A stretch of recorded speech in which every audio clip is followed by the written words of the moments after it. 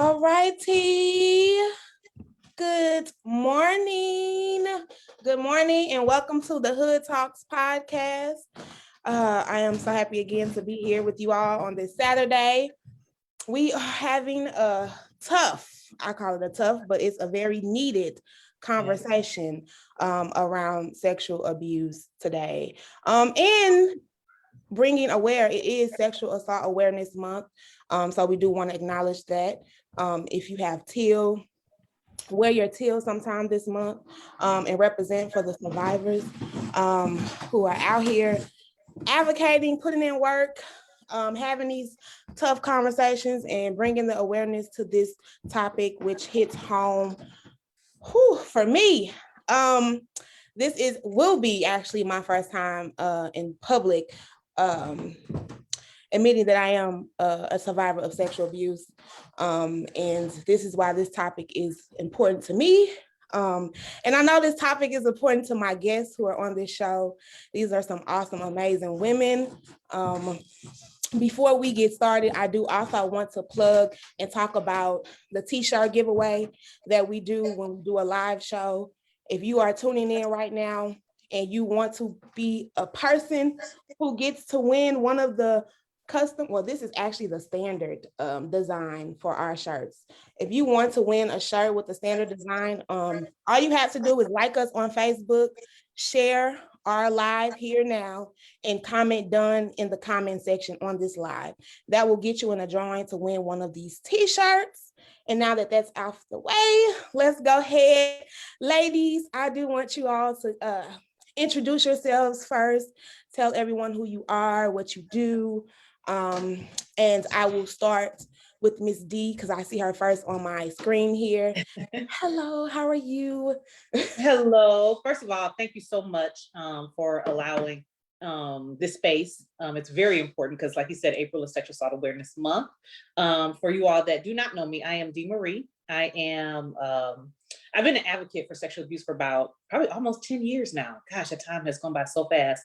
So I am the chief editor of a magazine called VOSAS, VOSAS, and it stands for Voices of Sexual Abuse Survivors. And it is just a platform to give voices and give a place where people who are survivors a safe space to actually tell their story, so that way it can empower others. Also, I started a nonprofit organization back in 2012, Moving Forward Ministries, and we actually provide support groups, sexual assault awareness. Usually in April, we do a walk. We're not doing one this year, which I'm so disappointed, but we're going to bring it back up next year. We'll have our walk. So sexual abuse is a very near and dear to my heart. I'm a survivor, and my sister and she's on here as well, so she'll tell her story too. But we are survivors. I didn't tell my story until 30 years later. And once I did that, it just brought so much hope and healing to so many people. And I didn't realize that it would until I actually spoke up. So I am a voice for many. I enjoy being a voice. It is something, honestly, I would say it's my God-given passion. It's nothing that I wanted to do, but now that I do it, I actually enjoy because I just see so many people that are going through their healing process and actually being successful at it. So follow me, VOSAS Magazine, Dee Marie. I'm on Facebook, but this is a very important topic, and I just really can't wait till we get to the meat of this conversation. Yes, it is definitely a very important topic. And Thank you for being here and being willing to be on this platform. I do appreciate you. Thank you for having me. Yes. I do. And we're going to go ahead and Tawana, I'm sorry. I see you next, if you don't mind introducing yourself. It's Tanya.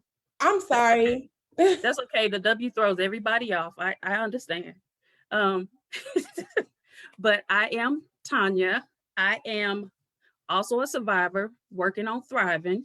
I am a social worker. I've been a social worker, born and raised in St. Louis, been working for almost 25 years in the St. Louis area in a wide variety of areas. Started with what was then called DFS back in 97, worked in schools, hospitals, just as a case manager. On the insurance side is where I'm at now. So I'm no longer in the field, but my favorite job was my 5 years that I worked at the Sexual Assault Center with the YWCA. And I did individual and group sessions with survivors, men and women, ages 14 and up. We even went to the workhouse and did some groups there also. So that was my passion. That was my favorite job. So, Okay. and right now, as of October, so going on 6 months, I started a podcast called The T Side, where I talk about just my life experiences as a mental health professional and just the personal experiences I've gone through, which kind of comes together as my side, the T side. All right. Well, shout out to you and your podcast. You guys, I love podcasts, so we have to support our podcast. And I definitely appreciate you also being here and taking the time out to sit here with us on this platform. And Miss LaTanya, go ahead and introduce yourself. Hello. My name is LaTanya Buford. I am Dee Marie's sister. I don't have as much to talk about as the other two, but I work with my sister on Moving Forward Ministries with the organization that she has that supports survivors of sexual abuse. And I'm just willing to tell my story. I'm not in the limelight a lot, but that's okay. And I just work the background. My passion is teaching. So coming soon, the next support group, I will be facilitating that support group. And my goal is just to share the story, to bring awareness, to uplift and encourage. And that's the main focus. Yes, and you are just as much as important on this podcast as anybody with a title. Do you hear me? Because we talking about community, baby. All aspects of community. So no. Thank you for being here also and sharing you all's story. Which is, it takes a lot. It definitely takes a lot. My hat go off to you women. I'm nervous and I ain't even said nothing for real. You know what? Look, right. Hands off to you too, though, for even telling, you know what I'm saying? Because it takes a lot to actually admit that you have been a survivor of sexual abuse. It's not something that, like I said, it took me 30 years to even tell anybody, and when we have our walks, we allow the people to wear a teal shirt, that are willing to say, I am a survivor. And when they do, it's just a way of them taking that power back. It might be small, but it's huge to them, So, I mean, hats off to you for even, saying it publicly, because it's not easy. It is not easy. It's not easy. And then people, when you do announce it, people start to want to, well, what happened? How? They want to ask questions. You might not be in that space to want to talk about it or tell. So it's just respecting people and their boundaries and letting them, get to the place of being that free and wanting to say and tell you. Exactly. But that's why we having this show. That's why we're going to talk about all of that. Yes. We're going to address all of that here on this show today. But I do want to start off and giving you guys the space to share your stories if you're willing. So whoever wants to go first and share, please. This is your platform. Yes. You want me started? You go ahead. Yep, you can start. Okay. Whoever wants to go first. Right. Okay. So, well, I mean, LaTanya Buford and I, we're sisters, so we kind of share similar stories. But I mean, you have your own. I don't want to say version, but your own story of what happened. So Tanya and I, we were abused when we were young, ages of 3 and 4. We were abused by a relative, and it was rape, and it took me a while to actually say that, but and so I just kind of went through years of knowing that I was sexually abused, not really, and it wasn't something that I could remember because I was so young, so I don't remember everything. Right. But I know that it wasn't something that happened over and over and over. Some people experience it for years, so it wasn't like for years, but I do remember certain instances of what happened. So I was sexually abused at the age of 3. And after it happened, I kind of just went on with life. I mean, of course, I knew it happened, but just didn't really acknowledge it. Wasn't going to tell anybody. It was going to go to my grave, and just kind of went through school. I wasn't a troubled teenager. I wasn't like, on drugs. I mean, I was that normal wild teenager, I would say. You had your fun. Yeah, I had some fun now. In college, yes, I had my funds, but I wasn't just out there, where I was just doing anything crazy. I didn't have bad grades. I wasn't that kid. I wasn't that troubled kid, thank God, because those things happen. I wasn't necessarily promiscuous. Did have trust issues, did have issues in relationships. I was married, divorced now. And so did have those kind of issues, and you don't realize the things that you deal with until once you begin to heal and kind of look back at your journey, then you realize those are, your behaviors was because of the traumatic event that you had, and like, honestly, trauma can manifest in poor finances, poor, all of it. You don't realize it, but it's don't true. Realize it. Yeah. So I did deal with those type of things. I did struggle. That's not my life anymore, but I did. But anyway, so I went through all these years, not really even saying anything to anybody. I never told a soul. My sister and I, what was crazy is that her and I never talked about it. Wow. Yeah. So it was almost just understood, but we never actually had a conversation that this is what happened. So in my 30s, I was at a church service. It was a Tuesday night. It was a Bible study, and we were doing a walk through the Bible. And the topic was Tamar and Amnon. And if you guys don't know the story, Tamar was raped by her brother. And as my pastor was teaching, it just really hit me. And literally sitting right there, it was so clear. It's like, it's time to tell. And I'm thinking, oh, what? Like, no. Right, because, like, no. Right. Like, I'm fine. In my mind, I'm fine. I have kids. They're fine. Why in the world would I need to bring this back up after so many years? But it was just so clear. Like, it's time to tell. Now, so, and mind you, me and my sister never really talked about it. So the next day, her and I drove to work together for whatever reason. I don't even know why we were in the same car, and I told her, and I said, I don't know how you feel about this, but I think it's time to tell. Now, me expecting her to say, girl, no, we not. She said, let's do it. I was like, let's do it. What? So, and we still didn't tell till 5 months later at Thanksgiving. We told a cousin of ours who made us tell our mom. And from that point on, and we did confront our abuser. And he, of course, said we lied, so it's kind of his word against ours. But, I don't have to prove anything because I know what happened. He knows too. He knows more than we do because he's older than us. And from that point, like, a lot of my friends began to raise their hand and said, you know what? Me too.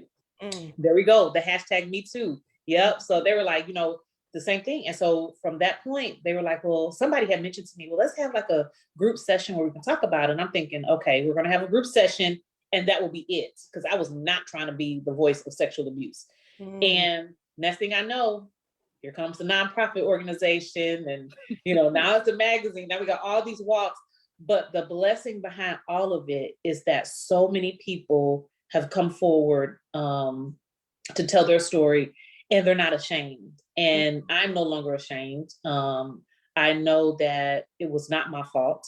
I know that I'm not by myself. I didn't realize how many people have been sexually abused until I actually spoke up. And just to give you some statistics, 1 out of every 3 or 4 girls and 1 out of every 5 or 6 boys will be sexually abused before they reach the age of 18. And that's only the ones that tell. So we don't even know the truth. Only the ones that tell. Yeah. So honestly, we really don't even know what the true statistics are, But so then once that happened, now here we are, the magazine, now we're talking, it's just so much. But in our community, the saying, what goes on in the house stays in the house. And to me, we need to get rid of that because there are so many stories that need to be told, and and it's been taboo for years. Yes.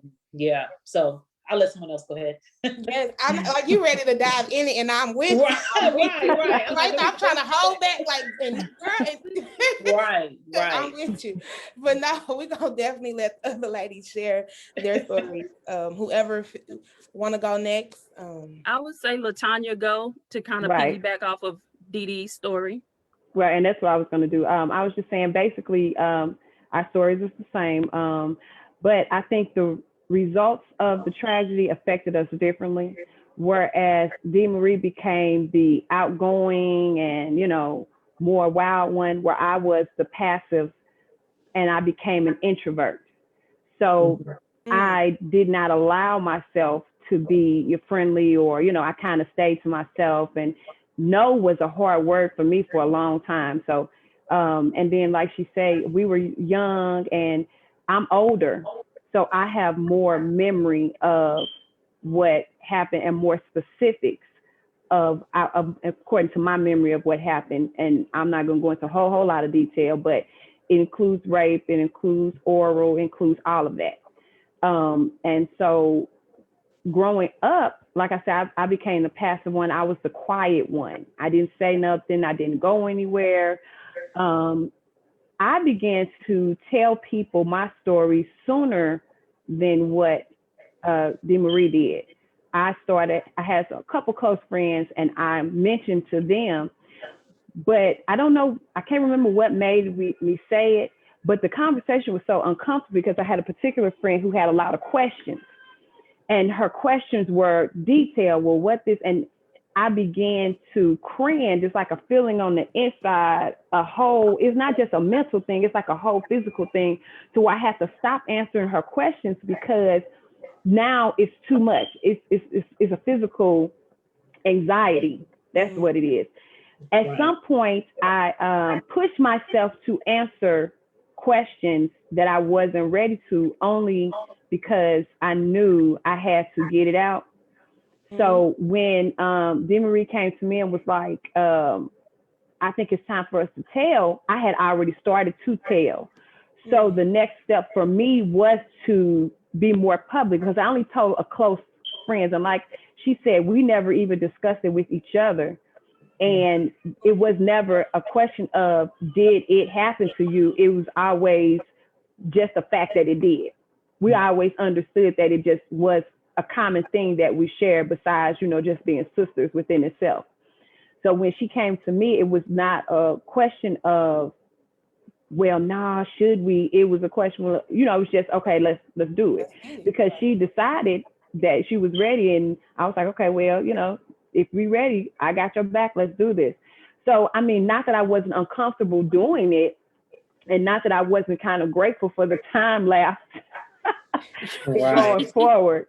But like she said, we revealed to a cousin, and then the cousin made us tell our mom the next day. And then what I remember about telling my mom the next day was the absolute anxiety that came over me, to the point where I couldn't even be in the room when she told our mom, for both of us, because I became so anxious and my stomach was in such a knot that I just could not, it was a physical thing for me. And then actually, even though I've told this story several times, now I'm still feeling some of the anxiety from telling the story. And for me, it's all in my shoulders. I can feel it. So I was overcome, and I just could not. I just absolutely could not. I couldn't do it. So I had to go in the other room while she tell. And then when I felt like it was okay, she left me by myself. I did. I did. I did. And I'm the oldest, and I completely ran. Look, I have no shame in saying that I did. And she did a wonderful job. Thank you so much. And I appreciate you. And that's the space that you can hold. You did what you could at that time. But the change in my personality since we have revealed our story has changed drastically. Because up until I was 30, I was always the quiet one. I was always the one who stood in the background. But since we have revealed our story and become more comfortable telling the world, and then to find out that a number of my friends was like, wow, I didn't know. And since you told, now I'm going to tell. So, and that happening, now I'm more extroverted. I'm more willing to talk, and God has really pushed me to do a whole bunch of other things.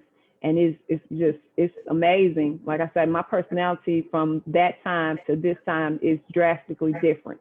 Drastically. That's what opening up and talking about things like this happens. it And allows you to come into yourself and be who you are. freeing. It's like Yes, Yes. very freeing, Yeah. very freeing, very freeing. very freeing. Yes, Mhm. I totally understand and get it. Um, it's interesting that I share more than a name with Tanya. It's crazy because I'm kind of a combination of her and Dee Dee. I was kind of in the middle. I actually went to high school. I graduated with Dee Dee, which is why I call her Dee Dee and not Dee Marie. Well, I was surprised Tanya called me So- Dee Marie. I was trying to stay professional because you got Dee Marie. I didn't want to confuse the people. Right. But it's interesting because Tanya, I guess, one grade above us, Mhm. but she was always quiet. She didn't talk. But my situation was interesting because I was about 5 and I was the type of person that blocked it out. I had a mental block. It was a cousin. There was no penetration. It was oral. I don't even remember how many times it happened, but I was in my senior year of college it was supposed to be an easy class to get an easy A, like personal aware, something, I don't know, some type of personal class to get an easy A at the end of the semester so I could graduate. And we had to write these different stories and at whatever, I don't even remember the topic we were writing about, but I started having dreams and just visions. And I was like, that's odd. Like, what is it? I had no idea why I was having these thoughts or dreams. And I remember I asked my mom, I told my mom about it eventually, and she was like, okay, I don't know. She didn't remember. At some point, I remember telling her, I told you about it. This is the scene I remember being here when I told you. And she said she didn't remember, which is highly possible because there was a lot of domestic violence and drugs in the home.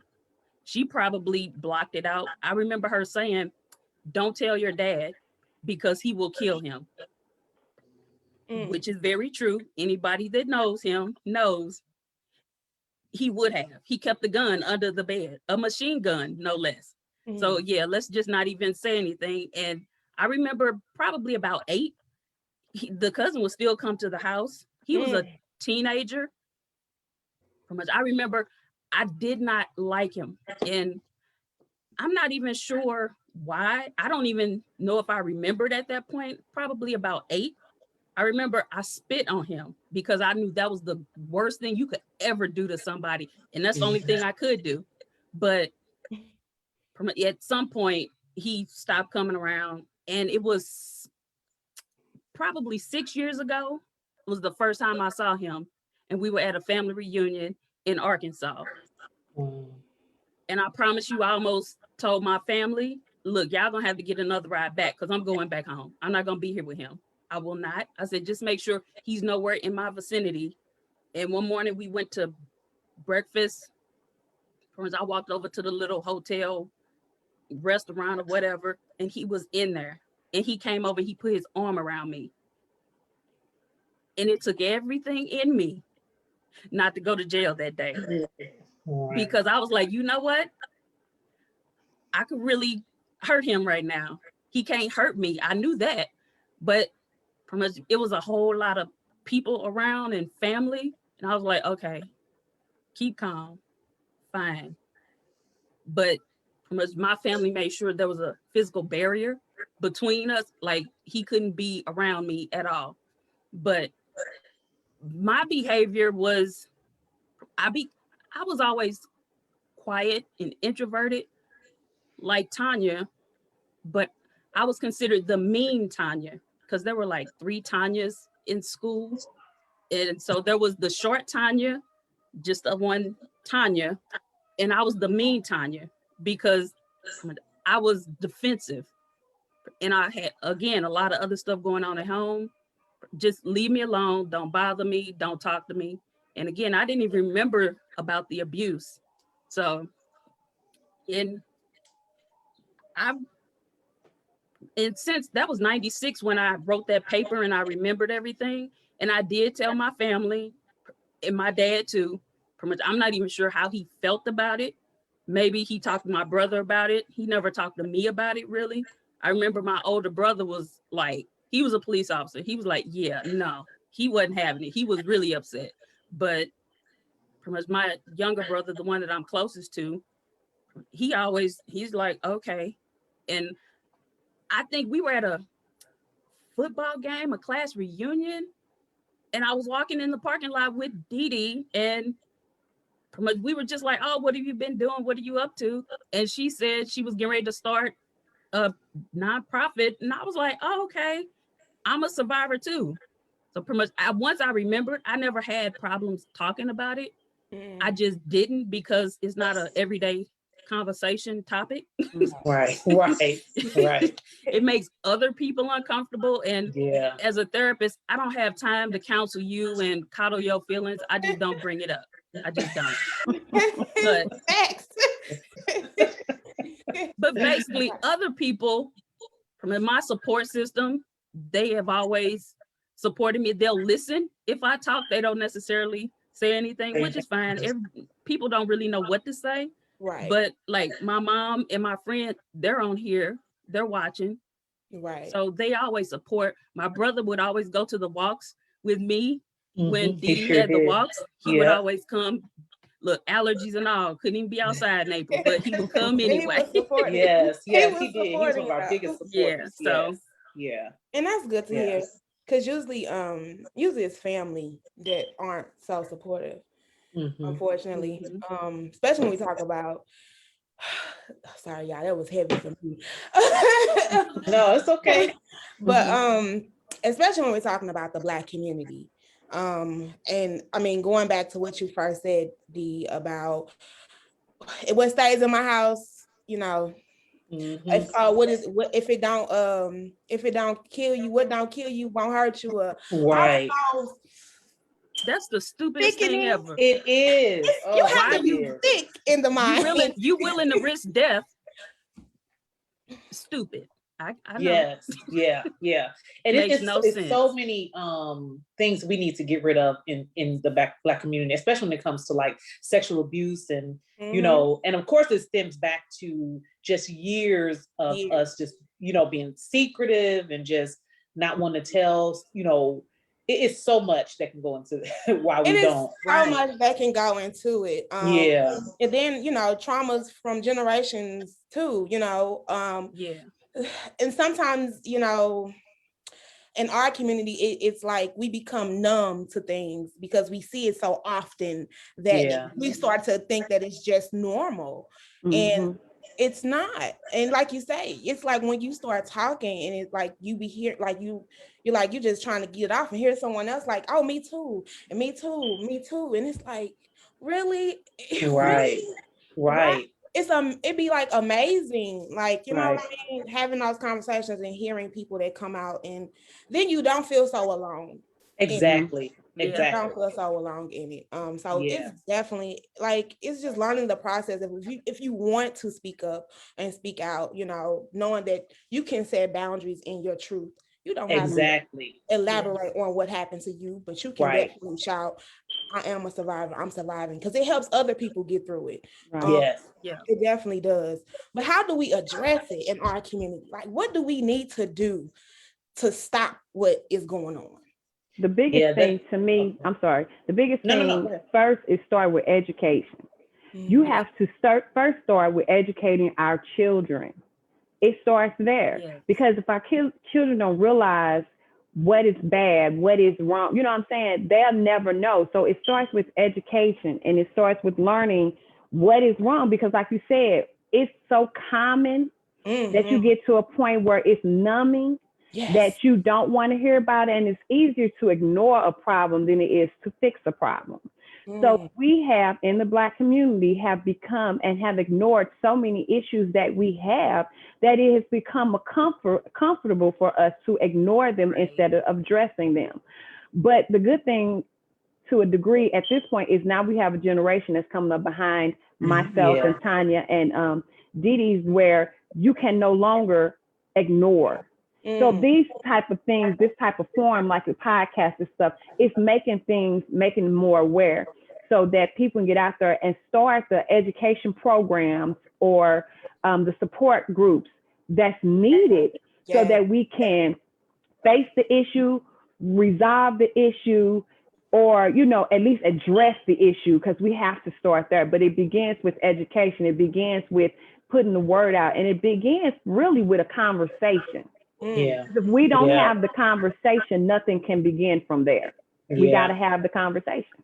Yeah. And also too, you know, those of us that are survivors, you know, because, and one thing about sexual abuse is it has such a strong hold on victims, because I guess because it's such an intimate thing that you just do not want to tell anybody, and there's so much shame behind it. But as Tanya said, if we can educate and rid ourselves of the shame and be open, then these predators will know that they can no longer do this, because they prey.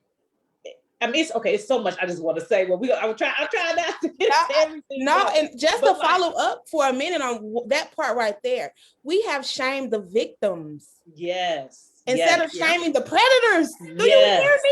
We are like, oh, look, I'm frustrated. I'm mad because it irritates me. Yes. Like you would protect your boyfriend, your cousin, your whoever. I mean, whoever this person is, before you trust and support the victim. And then like for me, it was at a young age. So hearing yours, it's children. Like man. And children, at that age, they don't have the words to tell what happened to them. So there needs to be someone that is their voice. So when they do start acting out, or, you know, a lot of times we just go in and just start spanking them. Okay, yes, you do have the discipline, but at the same time, why is your child behaving in this certain way? You know, Tanya Davidson, you can probably talk a lot about that, you know, but why are they behaving in such a way? You know, kids don't just start just clowning sometimes for no reason. You know, what is going on? Yes, you got to discipline, but you also need to find out what the root problem is. You know, ask the questions. Don't be afraid. Is there someone touching you? You know, teach them their body parts, what their real body parts are, you know. That's what I was gonna say. You have to start as part of the education when they're younger. You have to tell them the real names of their body parts. It's a penis, it's a vagina, because it really just makes the adult uncomfortable saying those words. So, so if something does happen, they're like, well, he touched me down there, or she touched me down there. Where's down there? Right. So they have the words to use, because kids are young, they absorb everything. So if you teach them the real words, it's normal. Right. So it's not a shameful thing. It's like, well, this is what happened. They touched me there. It's like, oh, it makes the adults uncomfortable. But that's what part of the education is. You have to realize you're uncomfortable. So imagine how it makes the person that it happened to feel. Right. So.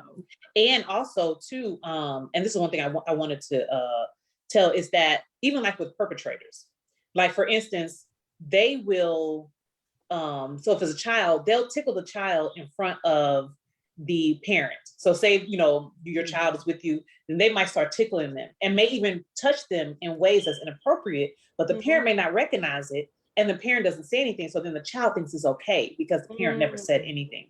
So, and not that we always got to be on guard. I mean, I know sometimes you really do got to be on guard. I'm about to say, when you have been in that space, you have, like, as a mother of two girls, look, I did not. I was like, Lord, please don't give me no girls. And this was one of the reasons, but can you imagine my mental space on top of being a mother to two girls and then having that experience of my own? So I feel like I am a little overprotective about where my children go and who they're around because of that sense. Like I don't want them to have to go through what I went through. Exactly. And you just never know who. That's the scary part. And I was going to say, we worry about our girls, and that's good, we should, but now you have to worry about your son. Because it's a lot more men that have been sexually assaulted or molested than they're willing to come out. Now there's more that are coming out, but they're not making it public. They may tell friends or something, because I have friends of mine who are male who say, yeah, that happened. They may not public, but they know it happened. So we have to teach not just our girls, we have to teach our boys, our sons, because unfortunately the same thing is happening to them. And because we put such a male role on them, it's shameful for them to come out, because now we're saying they soft and they weak, and that's not the case. That's not the, sexual assault is sexual assault, period. Yeah, that's part of the education too. Yeah. Calling out your boys when you hear them in the barbershop talking, and they'll casually have a conversation about it or dismiss it. They were like, I lost my virginity when I was 8 to my babysitter. She was 14. Like, no, no, that is not, that's not, no, sir. Right. So you have to just, and don't be like, oh man, that was rape. No, bruh. Seriously, that's not, you have to be serious about it. Don't joke about it and dismiss it. That's a serious issue. And I've had conversation with people that I know on multiple occasions that have said that. Yes. And then, you got people who go to prison, but then they like, oh man, does that make me gay now? Like it's a whole mental thing because of the male status that they've been given in the community. Right. So, yeah. The masculinity, like I don't have that if I've been sexually abused, but that's not the case. That's not true. Yeah. I know my I have three kids, 2 boys and a girl, and my sons. I mean, I laugh at it now, but like when they were younger, we had a youth a leader that would always take them places and stuff. And, because of what happened to me, my mind is automatically going left. Why? I'm like, why is he always asking me to take y'all places? And who is at my door? I'm so sorry. Why I was taking him places, and they will be like, Mom, you tripping. And I'm like, you know what? It was because in my mind, I was thinking something crazy, which was not the case. We joke about it now, but then it was like, it was serious. It was serious. Yeah, I totally understand. Like I said, I definitely have that anxiety. I'm so sorry. Can you guys excuse me just for one moment? I'm so sorry. No, you fine. It's life of COVID. Right. At least you announced that you was leaving. Look. But, so yeah, it's definitely tough having children and being in that space. Because you tend to be overly protective. I know that's the case for me. But I mean, looking back, I guess we did kind of talk about how it affects you. Do you think it still affects you guys now? Like, I think I have dealt with it better, because now I'm more open to talk and have a discussion and have the talk with anybody that's willing to listen. But I still see the residual effects of it from, from when it happened. Now I just recognize what triggers me. I recognize what my issues are. I have a trust issue. I have a low self-esteem issue that I continue to struggle with. I'm better, but I recognize what it is. So yeah, it still has some effect on me till this day. I'm just in a better position where I recognize what those issues are so that I can deal with them. Because anxiety is something that creeps up on me, or, certain things, but I kind of learn what triggers me, so I know what what I can deal with and what my issues are. That it definitely takes a lot of work. And kudos to you for doing that work, because it does. Learning your triggers and being aware of, because it's a lot. And you know what? One of the hardest things, I believe, and Tanya, you could probably answer me, is the forgiveness issue.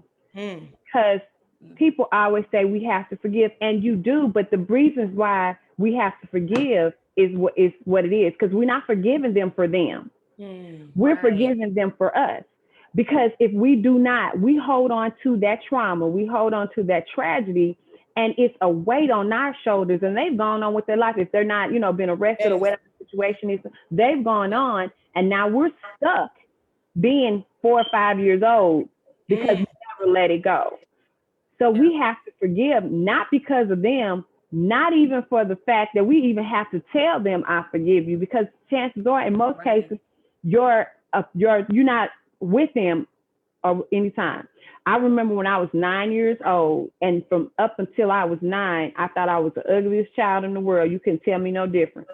And I never forget it. I was 9 years old and I was in the bathroom and I was looking in the mirror. And I was looking in the mirror and I looked at myself, and it was like I saw somebody I didn't see. And to me, at that moment, I looked pretty. And I don't know what made me do it. Well, I say, God, because I said in the mirror to myself, and I said it out loud, I forgive you. And from that moment, it didn't have as much effect on me because I released it. And I never forget, I was 9 years old and I looked in the mirror, and when I said it, my whole picture of myself, the reflection that I saw, changed. I didn't see the ugly little girl that I used to see because I thought I was horrible. But my vision of me changed once I let the forgiveness go, let it go, and I forgave them. So I realized even then as a child that forgiveness was not for them, it was for me, because it changed my outlook of me. And it doesn't mean I still didn't struggle. It doesn't mean that I still didn't have self-esteem issues, because still to this day I do.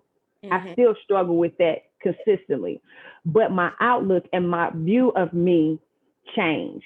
And I let it go, and it was like part of a weight had fell off of me, and my vision, I mean, literally my vision of me changed. So we have to and also I want to say us. too, another part of healing, and Shavannah, if I'm going to, like, if I'm not ready to go there, to let me know. Go ahead. Now, we were just talking about how does it affect you. Like, we kind of talked about how it affected you guys back then. We was kind of talking about how it affects you now, but she got into the parts of work that she's doing in healing. So this conversation. Yeah, but forgiveness. So I think I still kind of struggle with forgiveness. I say I have forgiven, but like something still rises up in me, it's like, and I don't know if that will ever go away, because I do see my abuser as human. I see him as human, and I know that, people do bad things, and I have forgiven him, but there's still a little something that rises up. But I also want to stress too is therapy. Unfortunately, that is a cuss word in the Black community. Therapy does not mean you're crazy. We all have issues. We go to the doctor for medical issues, when we have pain or anything, we go see a doctor. Well, or we do wellness checkup. We don't even need to have pain.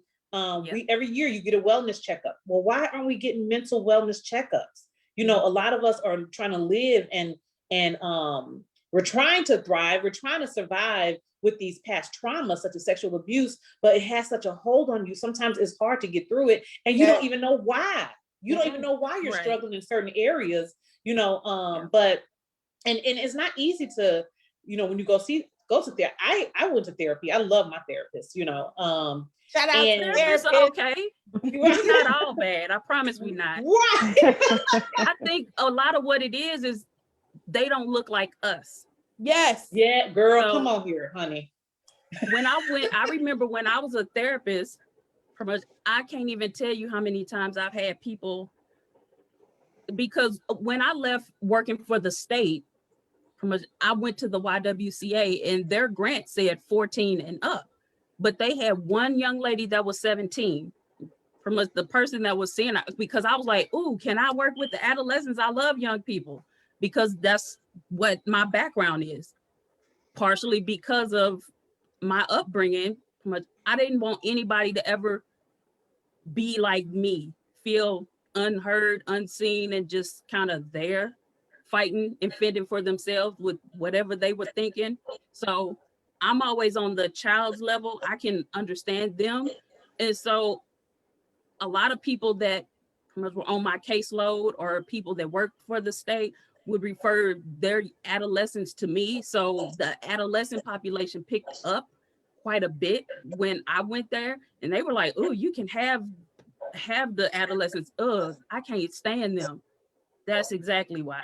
But from even adult Black women, they would bring kids from the detention center in their orange jumpsuit to see me.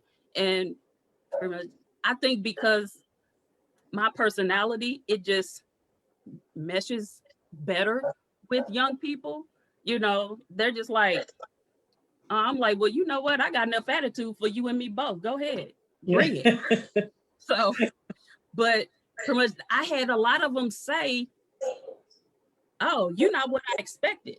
I was like, "Well, what did you expect?" And they would always say, "An old white lady." I was like, "Well, I'm not white and I'm not old. So now what? What is your reason now?"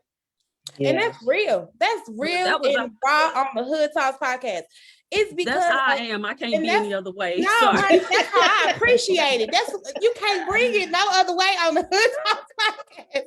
No, but for real, like that is one of the things is right. Is that's the therapists that are in these schools and in these places and these they don't look like the children that are being served. Right. They can't really understand what those children have going on in their lives. Yeah. It's real. And even the adults, they ain't finna go sit in front of you and you can't understand. They ain't got time to put you up on all of the generations of traumas. We ain't got time for that. Exactly. Right. You heard Because me? in our community, we have trauma on top of trauma. Top of trauma. Yeah. This is And just it's one layer. Of right. One layer. Right. How many episodes one layer? It's a lot to unpack in this community. But we got to get to unpacking, y'all. That's right. We most definitely do. Where are our babies gonna be? Exactly. Okay, that ain't what but you're right though, because we have to get to the root. The problem is like, and I always say this, we look now and we look at the world and we're like, oh, there's so many shootings, there's so many things. And I'm not saying everything is sexual abuse, but the truth is there is a root cause. And if you do not pull out that root, it's just surface. You know, you can go down, like I have some rose bushes outside. One year I was like, I'm going to chop these rose bushes down because I just could not keep up with them. I'm like, so I just cut them down. And guess what? A week later, they were right back. And you know why they were back? Because I did not dig out the root. If you do not dig that root out, then those issues will come right back. Sometimes they blossom bigger and prettier and brighter. Do you hear me? We have to be truthful. I am a survivor of sexual abuse. I was sexually abused at the age of 3. You know what I'm saying? There are people that, you know, haven't said anything, but I'm here to let you know I am your voice. If you need to talk to someone, find a safe person, a safe space where you can share your truth and begin to heal. Because when you start to heal, that means you give permission for your entire family to heal. You know, it starts with just one person. And then you have to realize that a lot of cases, when you begin the process of coming out and talking about it, you're going to lose people. You are going to lose people. But guess what? It's okay. Because a lot of times when you heal and you become different, people want to keep you stuck in the places where they're comfortable with. But you have to get out of your comfortable place so that you can be bigger and better and have the things that you are able to have. How can I ever receive anything if I have my hand like this? If I'm always holding on to something, I can never get nothing else. Until I let it go, something else can be placed in my hand, period. So that goes with trauma. That goes with anything. If I constantly hold on to the trauma, if I constantly hold on to the pain, to the hurt, I will never get anything in my life but that pain, that hurt, that trauma. It is until I release it that happiness, that joy, that contentment, that healing can come. We have to learn to let go of those things. That's step one. We have to learn. It's a process. It is a process. It's not going to happen overnight. It's not going to happen overnight. And I think a lot of times people think that things are going to happen overnight. Please don't believe that. It is a process. When you open up that hand, it's like open up Pandora's box because you don't know what's going to come out of there with that. So you got to let it go, but you have to deal with what you had in your hand because when my hand is closed, I don't see it.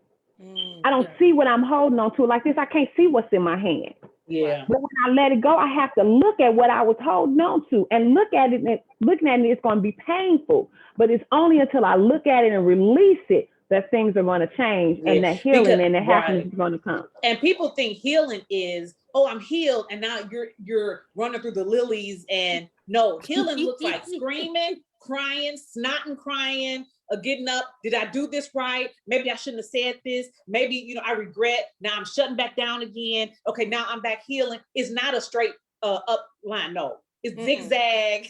You know, you Go might- around in And the that's what I circle. tell Might do people a 360. Yes, yes. all the time. It's because generally when you're going through the healing process, you're going through the grieving process. Because technically you have to realize you're grieving your innocence that you lost. You're grieving people that are now no longer in your life, whether it's Yeah. family or friends. And so, you know, you've got the denial. Like Dee Dee said, she was 3 and it was 30 years. It was 30 years of denial. So Right, whether she right. knew it Yeah. happened, but it was like, okay, you block it out, do other And you things and go go, on with your yeah. life. But that's denial. But then you've got the anger, and you know, you bargain and you try to question why and what could I have done differently. And then you're just kind of sad about it. You're depressed because you're grieving what you lost. And eventually you get to acceptance. The thing with that is you possibly can work through some things and you're fine until later on and it comes back up. So you're okay.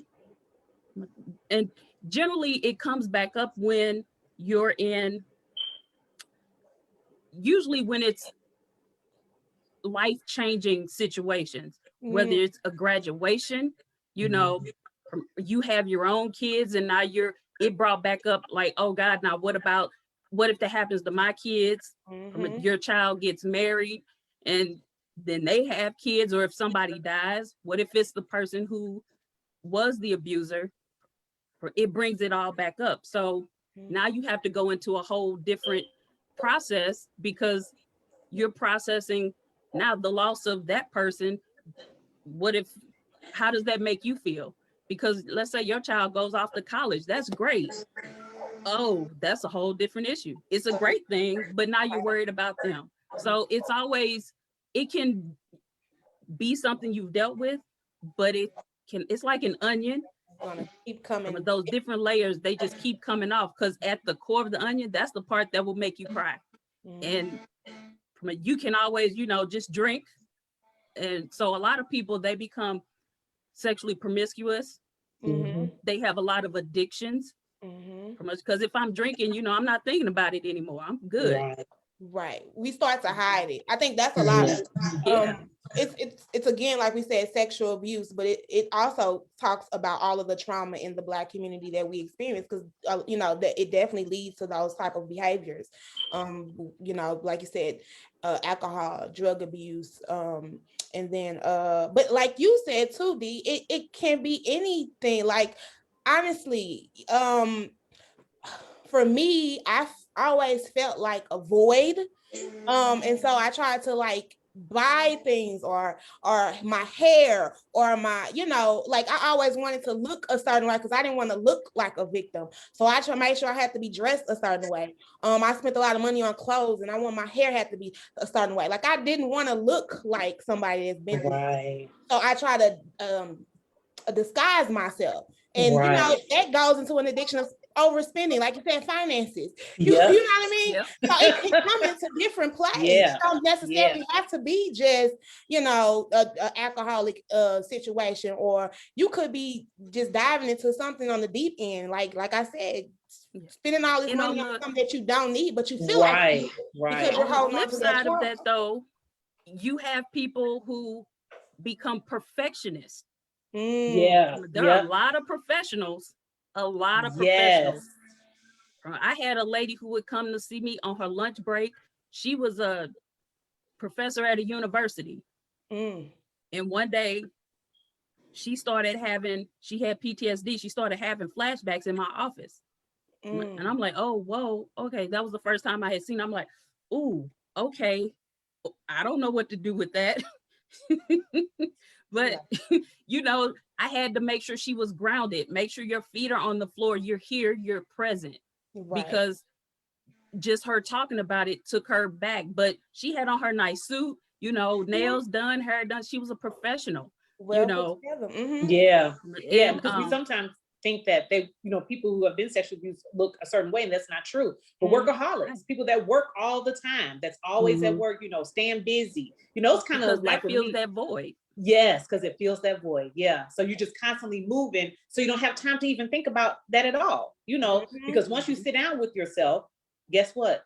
You got to deal with yourself, and that's even comes with relationships, all of that. You're looking for something, but it's like, why am I having these, like there are I was married. There's certain ways my husband would touch me that would take me back there.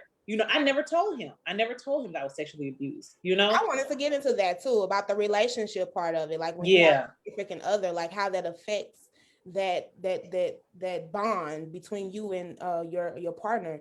Like you said, if you've been touched, if he touches you some way or in an area where that is a trigger for you, you're not gonna want to bond. You're not gonna want to be sexual. You're not gonna feel like what he's trying to give you.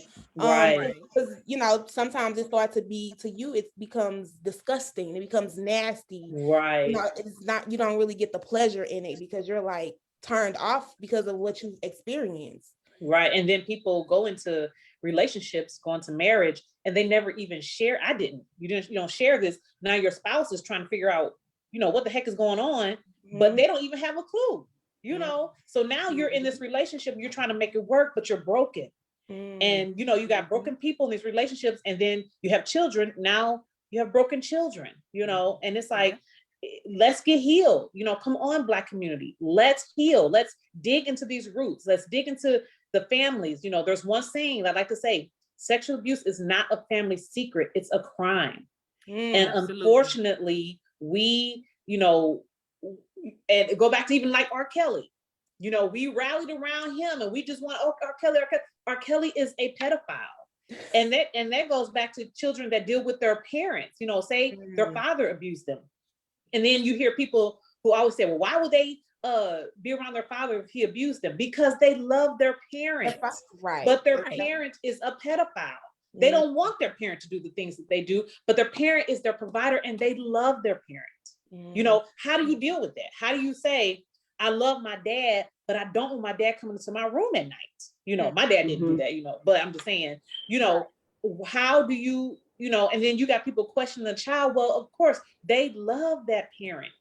It's just, unfortunately, the parent is a pedophile, The way they show love, and that creates a whole nother issue of, which is kind of sometimes how people become promiscuous, because that's how they feel like they're supposed to be loved. They're supposed to just kind of blank out when people touch them and do things. So pretty much it's like sex, whatever, okay. Because to them it's nothing. They're numb to it. But at the same time, it's re-traumatizing. Yeah. It's like, come on, it's like, Black community. Yeah, let's speak up. Like, I be wanting to get on like a bullhorn and say, come on, you guys. People, please. Right. Because and what go ahead. And we're laughing, but we are dead serious here. Right. And we need to stop putting time limits on when we can talk about trauma whenever it happens. Because I know one of the biggest questions that people say is, well, why you wait till now to say something? What took you so long? It doesn't matter what took me so long. I'm at the point now where it's time for me too. So don't question when I go to get my healing. We have to learn how to create a safe space within the Black community that where we can avoid these traumas instead of questioning the victims of the trauma. Because we want to say, well, why you stayed so long when he was hitting on you? It don't matter why I've stayed. Help me now while I'm in a position where I'm trying to get what I need. Why you wait 30 years to say that you were sexually abused? It don't matter why I'm waited. Now I'm seeking the help that I need. So we need to stop questioning victims on why it took you so long. It doesn't matter what took. It matters that they're doing it. Yeah. And what people need to realize is, no matter where you are, at your family's house, at a party, in a classroom, at work, there is always a survivor in the room. I don't care where you are. There is, like you always, said, it's 1 in 4 girls. Yes, there's So- always a survivor in the room. So if you're somewhere and they hear you, talk about women that come forward, well, she's stupid. Why she wait so long? Guess what? That survivor is listening to you. That's going to push them back even further from now wanting to tell their truth. And it is their truth. So if you want to go by statistics as well, girl, I always mess that word up. And Tanya could probably even back me up on this. Only like 2 to 4% of people that come forward are lying. So that means if you got 100 people in the room and they all say they're sexually abused, only 2 to 4 of them are telling or lying. Everyone else is telling the truth. Yeah. So if you want to go by that, stop saying these people are making this up. No one wants to make up that I was raped or sexually abused. Like, who wants to make that story up? Right. Especially with all of the shame that you get for being, Yeah. you know what I mean? Yeah. The shame that we show for being a victim. So why would somebody want to come out and say, I've been abused? Like, what is anybody glorifying that? I don't think so. Right, exactly. So, what we're trying to do is heal our people. Yes. In this situation, providing space for them to be able to process that so they can heal. That's what we're doing. Ain't nobody around here giving out certificates. Right. And then right. Nobody's doing that. No. And so again, Black community, I know we've been conditioned and we have a lot to again unpack for our community, but this is where it starts. Like you guys said, having these conversations, not shying away from them and being open to hearing someone else's story, because this might not be someone's story. They might have never experienced it. But you have a child that you can again educate and talk to help prevent this. You might have a niece or a nephew, a cousin, a friend. Like, hey, girl, is that your situation? How do I hold space for them? So that's my question to you all. If we have someone that this is not they've not experienced any of this, but they know someone that has, how can they hold space for that person? Yeah. For one, I'm sorry, Tanya, do you want to say something? Go ahead. Okay. For one, I would say, listen, believe, and support. It's hard for people to come and tell their story. Someone tell you, and sometimes you don't always have to have a comeback. It's just allowing them that space just to talk. No response needed. No response needed. Sometimes it's just, they have held this for 30 years and they just need someone to listen to what they're saying. So if I had to say anything, my thing would be just to listen. And I was going to say the same thing, is to listen and listen without judgment. Try your best not to be judgmental. Let them talk and vent, because like Dee said, you don't have to have a comeback. You don't have to have advice. You do not have to give your opinion, because at this point, your opinion is not solicited or wanted. Just listen.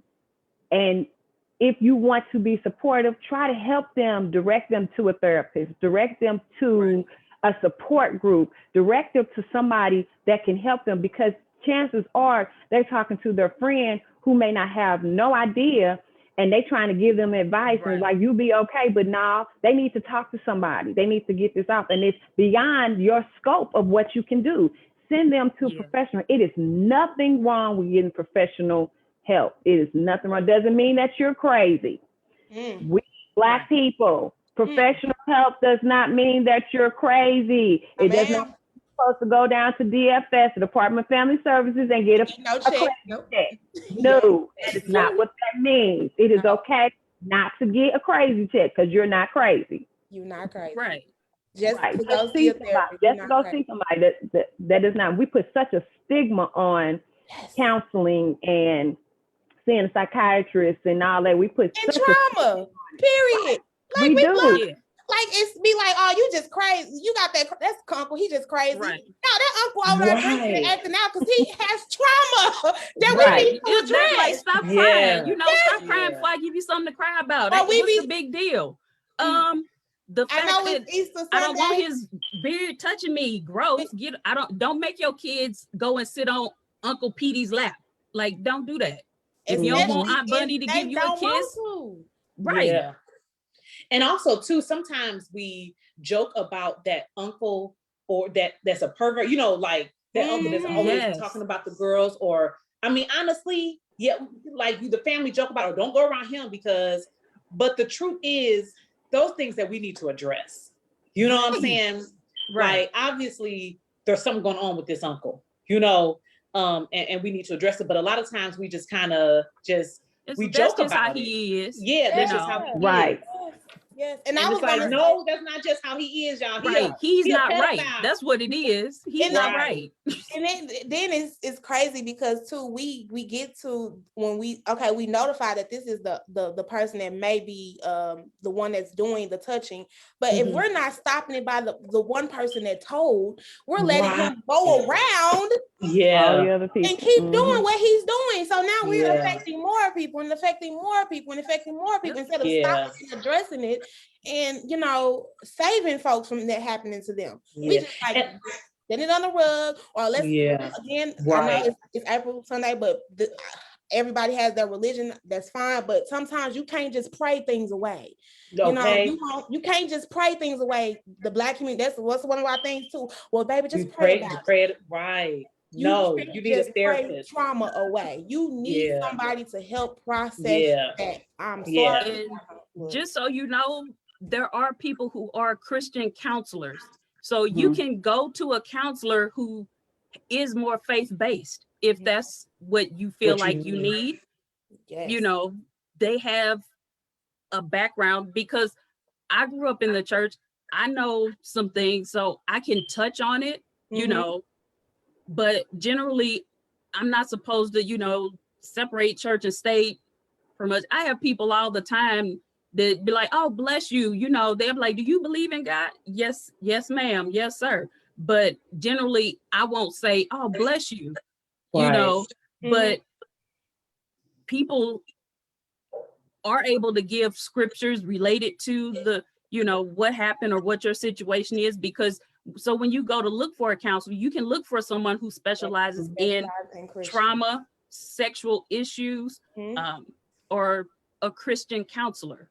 So you can look for someone who is a male or a female, the therapy for Black girls. There's plenty of websites and directories.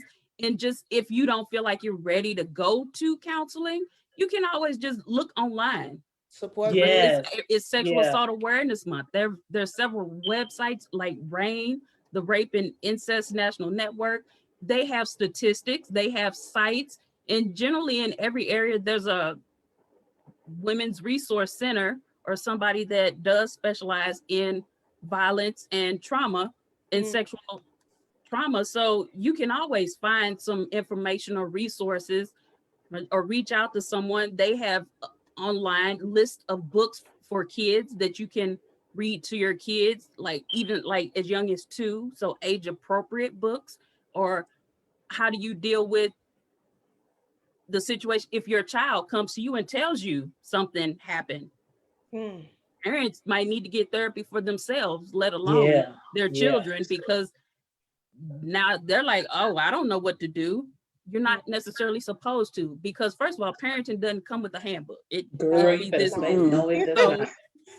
don't know what to do, but you should know enough to know to get somebody that can help you. And then I'm sorry, I wanted to put a quick spin on it. We want our children to recognize the symptoms if they're a victim, but parents, we need to recognize signs when our children are predatory. You need to recognize and see when your child has predatory behavior and do something about it. You can get them help as well. Please. So while we looking at the victim, and of course, I always want to look at the victim, but as early as some kids as child or teenagers, you can see the predatory behavior in your child. You need to seek help for that child as well, so that they won't start that line, or you can stop it before it even gets started. Get help for your kids, period. Don't be ashamed. It doesn't have to reflect on you, because that's one of the problems. We think, well, if they do this, that reflects on me. It reflects on how I raised them. Don't worry about you. Get your child some help, period. You said Yeah. yes. And then too, over sexualizing our children. Yes, girl. That's one come thing on. too. Yes. Like in the Black Yeah. community, I think we over sexualize our children. Yeah. Yeah. And it's real. Mhm. I, It's I did want to say The something too. community, I mean, society at large is over sexualized. Yeah. From it, like a few years ago, my friend went to J.C. Penney, a more conservative store, looking for clothes for her child. She was like, okay, she's like 7 or 10. Why are these shirts crop shirts? Why are they like, can we just get a regular t-shirt? Like the all short shorts and crop tops, like, and everybody has access to social media, and more people with the LGBTQIA community having more of a voice. Everything is more about sexuality, and so it's just it's society as a whole. I Yeah. agree. I wanted to say something. This is kind of just going back a little bit, but Go ahead. back to oh gosh, we're talking about oh, how it takes so long to even speak up. One thing, and also about forgiveness is too. One thing I want to say too, a lot of times like we'll wait until, like, for instance, you know, me and my sister, we waited till we were in our 30s before we said anything. Well, sometimes people wait and then they start feeling guilty because it's like, if I would have just said this earlier, I think somebody said that I think Shavannah, you said that they'll keep going on and molesting other people in the family. And a lot of times, and usually people wait for a long time before they speak up, but then they might feel guilty, you know, because they didn't tell at an earlier age, and then other people begin to be, you were molested as well, or parents might feel guilty. But another thing to healing is that you got to learn how to forgive yourself, you know, because a lot of times people hold on to that pain of, you know, woulda, shoulda, coulda. But in order to move forward, not only do you need to forgive the abuser, which, you know, I know that's not easy, but then also forgive yourself. You know, that's going to be a part of your healing, you know, because a lot of times we'll blame ourselves for what happened to us and it was not our fault. But we'll say, you know, well, maybe I shouldn't have, because even it could be you were drunk and someone raped you. You know, maybe I shouldn't have drank. Maybe I shouldn't have taken those drugs. Maybe I shouldn't smoke that marijuana. Maybe I shouldn't have went to their clothes room. I had on, or maybe maybe I shouldn't have put that that was on. one for me. Maybe I shouldn't be shaped like this as a child. Like, why am I shaped like that? Right, that is beyond your control. You know, right. But a lot of times we take on that guilt because it's our fault. But the truth is, it's not your fault. That person is sick. That person is part a of pedophile. the victim shaming. Yeah, it's been ingrained that it had to be your fault. And also when you're trying to make it through life, and because as humans, things have to make sense. And when they don't make sense, it is just too much. It's frustrating. So you have to have a reason why they would do something like that. Right. When the only reason is it was something wrong with them. Yeah. Right. Whether they were abused or whatever their background is, it was their fault. But in order to move forward with life, you can, because people try to take control. That's your way of control. Like you said, you would change how you dress. You wanted to look a certain way. So that was your way of controlling the narrative. So you try to make sense of why. Well, again, if I wasn't shaped like that, you didn't have anything to do with that. Right. That's just genetics and how you were made. Wonderfully and beautifully made. You can't help that. But people have to try to make sense of things in order to move forward with life and function every day.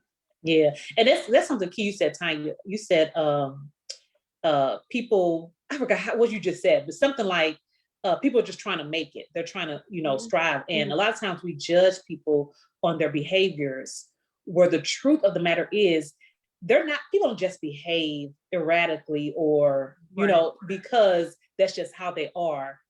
You know, where did the fire start? You know what I'm saying? Where is the issue? And when you're dealing with sexual abuse, that is an entire beast. It could, you know, that trauma could manifest in so many ways. It could be, I mean, you just don't know. And you as a survivor can't choose how that trauma is going to cause things to happen in your life. I can't say because I was sexually abused, okay, well, I choose to be promiscuous. or I Right. choose to have financial issues, or I choose, whatever the case is, I choose to drink alcohol or do drugs. You just don't know how that's going to manifest. And I think if we each just kind of look at each other as human beings and not just always judging people and realize that there is an issue. And a lot of times there is a traumatic issue that happened to someone, and it's the reason why they are acting out or behaving the way that they do, you know? Yeah. And how do we address that? But it's just, unfortunately, like with us in the Black community, like you said, oh, they crazy, just stay away from them, but they crazy. Mhm. Or it could be that one person in the family that is always at the events that's just maybe upset, speaking out, crying, acting up, but they're telling the truth. They're trying to tell you. They want to come that- out. Yeah, Yes, they want it to come out. But you see them as the black sheep. They're not trying to be the black sheep. They're trying to tell the truth and say this is what's going on, but no one is listening to them because of their behavior. Yes. Yeah. You know, It was really interesting. One of the hardest things as a therapist, as a professional, was we had an intern when I worked at the YWCA, and her project was sexual assault and the prison population. And I believe it was through her study, I believe 85% of women had a history of sexual trauma that were incarcerated. And so we went to the workhouse to do some community education. And after that, if they wanted, after the couple of weeks we went and did the community education, if they wanted to participate in a group, they could. And when we went to do the community education, because the community educator went and me and another therapist went so they could just see our faces if they wanted to participate later. And I saw somebody that I graduated with, and I was like, oh, okay. Ooh. And I got really upset. And I was like, that could be me. Literally sitting right there with drug issues, sitting in jail. And this was a popular person at school. And I was like, oh my God, okay. And it took so much for me to just sit there. And she kept trying not to look at me. And I was like, I'm not gonna look at you. I'm not gonna look at you because, you like to keep that. What is it? I can't say the word. Not confidentiality, starts with an A. Anonymity. So, yeah. But I was like, okay. And I was upset for probably a week. Like, how life changes. And I think she had been abused for several years. And so she did open up, she talked, but she struggled with substance abuse off and on throughout her entire life. And like I said, she was the popular girl at school. Remember, I was the mean girl. People would always ask my friend, what's wrong with Tanya? What's wrong with her? So, and I ended up on the side as the professional, and she was the one incarcerated. So you just never know how it will affect somebody. Yeah. And also, things. Right. And two, even with our children, like it's so important for us to love our children, as because you said, Shavana, you asked, how do we or I don't know who asked, but how do we even like have these conversations with our kids? But when they're small, if we build that relationship with them and love them and create an environment where they're not scared to come talk to us, that is so important, because yes, you have to discipline, but don't discipline on the side of where now they're scared to say anything to you. Right. You know what I'm saying? We gotta nurture our kids, love them, hug them, kiss them. They need that, because that is how you build trust. And then they begin to know that I can trust you and I can tell you things, because a lot of times kids will not, as here we are, it took us a minute. They just will not say anything. And then if they don't feel that they can trust you, they're definitely not going to say anything. If they can't come to you and know that you're not going to yell at them for whatever, just constantly yelling at them for different things, they're never going to come to you and tell you what happened. But we as a community, it takes a village to raise these children. So, if I'm a friend of someone that has a child, you can come to me. If you feel like you can't come to your parent, you can come tell me. But, but if we could just have safe people in these kids' lives that they can actually go to and talk to, you know, I think that will actually bring out a lot more of what's going on. And another thing, and I'm sorry, I keep talking, but one more thing. Are you trying to look? This is our platform. Go ahead. We have to address it. I'm all for it. Go ahead. And like even when the Me Too movement came up, and you know, everyone was like, I can't believe all of this. So in order for things to heal, there has to be exposure. So we're going to have to realize that it's going to be a ton of more stories that come out. But the more they come out, I see it as a positive, because guess what? It's starting to be exposed. So now we can deal with those issues. Yes. So now exposure, and then it's going to stop. Yeah. People see that, oh wait, we don't supposed to be doing this. This is not right. They're talking, they're speaking up, they're educating their children. Let me lay my hands off. Right. Exactly. Yeah. And I do want to just let parents know, since you were talking about how kids behave and, you know, they'll discipline their kids. A lot of times in younger children, you'll see they'll start to have regressive behaviors. Like they'll start to wet the bed, they'll suck their thumb. They don't want to sleep by themselves. And like, if you don't go to bed, what's wrong with you? Or why you keep peeing in the bed? Stuff like that. That might be an issue. But whether it's sexual abuse or not, it's not normal. If they haven't wet the bed for 5 years and now all of a sudden they're wet in the bed, or they're starting to have problems with school, there's a reason, whatever the reason might be. Right. It could just possibly be because they see you fighting with your boyfriend all the time, or they feel like they need something, like who knows what, but it's something that you need to address. Being aware of what your children are saying to you in nonverbal ways. That's what people need to do. We really and then we have to come to the terms to know that children have emotions. Children have like they have experiences. They have things too. If you can't process it as an adult, how do you think the child is able to process it? Like we are so hard on these kids.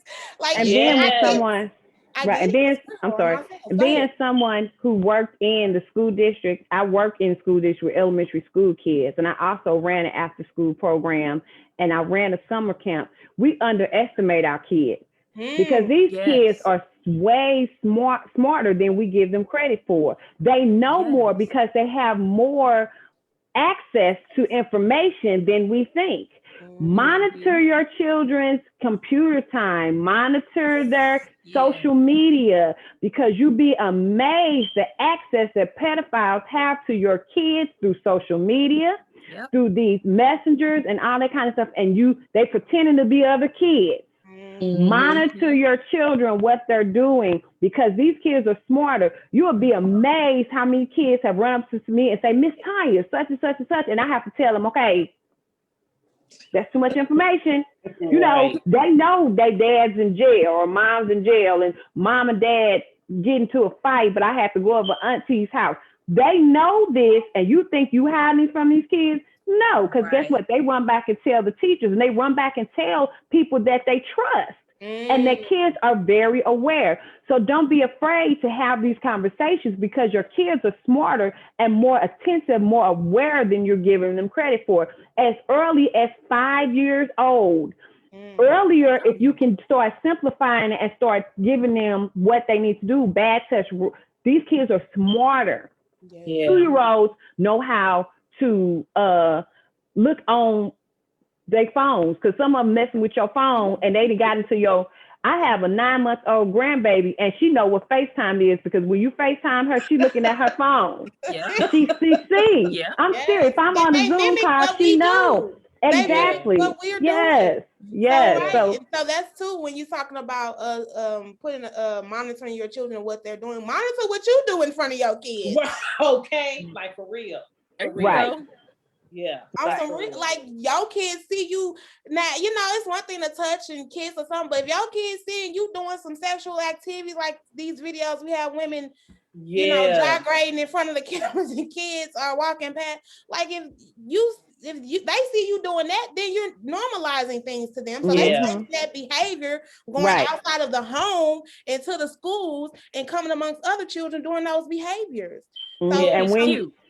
And when you say something to them, they say, "Well, my mama do it," and they'll tell you. I've had them. Well, you can't twerk in doing science class. Well, my mama do it at home. Oh, okay. Don't do it here. Right. Yeah, and also too, so even with sexual abuse, we want to talk about exactly what it is, because it's not just touching, it's not just the actual act of sex, oral. It could be talking extensively to a child about sex. It could be taking photographs of children nude or having a sexual positions. It could be showing a child pornography. That is sexual abuse, showing a child pornography. Because, you know, like you said, Savannah, boys be like, oh, I lost my virginity at 8, or my uncle was watching porn when I was 5 and I was watching it. That is sexual abuse. And with teenagers, if they take photos of themselves naked and pass it along to their peers and their peers share it, that is considered, oh my gosh, come on, Tiger. What word I'm thinking of? Distribution of like child pornography. That's what I'm trying to say. oh, Yeah. okay. Yeah. So like, you know, they're young and they think it's funny and they pass it along, you know, the pictures of the girls, they might have but if they're underage, that's considered child pornography, you know? And if they pass it, they could be get in trouble for distribution or you know, possession of it, you know. So those things people need to be educated about. Child sexual abuse is not a joke. No. Like, it is so serious, and people don't realize it because we have been normalized, you know, and desensitized to just sexual behavior, period. But, you know, when it comes to children, they don't play with that. They do not play with that, you know? And that's that, yeah, man. I was gonna say too, and it's now the sex trafficking, how real that is, and how we're becoming more aware of that in our space. But yeah, and St. Louis is a huge hub for sex trafficking. Yeah. And the reason why is because we have the highways right there, 70, 44, 40, and people can easily grab them and then hit the highway and they're gone. So yeah, St. Louis is a huge hub for sex trafficking, and people don't realize that, but it's true. Yeah, so being aware of your surroundings at all times, people. Again, we're not here to scare you, but you definitely right. Aware. You do. Right. Awareness is key. Awareness is key, and it starts again with having these tough conversations. Yeah. Ladies, before we end the show, I do want to ask this important question. Do you think the community needs, no, excuse me, what do the community needs to help rally around and support sexual assault victims or survivors? What do we need out here? Resources, more support groups? Like, what do you guys think we need? More available resources, more marketing of those resources, because there actually is a lot of resources out, but we don't know about them. So we need to spread the awareness of where they can go to get the help that they need. So marketing is key. Marketing is key. And just a lot of times the best advertisement is word of mouth. So if we talk and we tell one person and we tell, you know what I'm saying, it's about conversation, just getting the word out, because that's the biggest advertising, is just being open, honest, market what's available, and provide the necessary resources in the available areas, in the areas that need it, because a lot of resources are not available in urban communities. Yes. We need to be able to make resources available in the community, and where they don't have to go all the way out to Clayton or all the way out to Brentwood. It should be something in the area that they live in, that they have quick access to so they can start getting the help that they need. Yes, I do agree. I agree. Yeah, and also too is we have to begin not to be scared to talk about it. That's another thing. You know, we have to not be ashamed of the subject or shy away from it, because you know it's happening, and that's just reality. And we cannot shy away from actually having these conversations about sexual abuse. I know there's a training from this company called Darkness to Light, where they do like prevention and awareness training. But like, even if we take it to the barbershops, because if you think of the places in our communities that where we tend to gather, barbershops, churches, church, let's not be afraid to talk about sexual abuse, because guess what? It's happening. It's happening in your congregation. Yes. You know, schools, Mhm. let's, you know, not be afraid to say, you know, this is what happens. These are the signs, you know, just having that, the conversation and just constantly being educated. Even we have to educate ourselves. You know, there's tons of stuff on the internet, but just always be aware, and just not be afraid of the conversation, because when you hear it, you know, some people tend to shy away. Well, let's not shy away anymore from sexual abuse. Let's throw out the what goes on in the house stays in the house. Let's throw that out. Yes. Let's throw out the Shavannah, what did you say? What don't kill me makes me yeah, yeah. Let's kill out the let's get rid of that. mentalities. Yeah. Dead the Yeah. mentalities. We Yes. don't need that in 2021 no more. No. Yeah, we done with that. And Done let's normalize therapy. And from that out, and Yes. I'm telling you, who's a therapist. So yeah, let's normalize Yeah. getting mental help. Yes. Yes. Yes. Yeah. I would definitely say awareness, because like LaTanya said, there are a lot of resources available.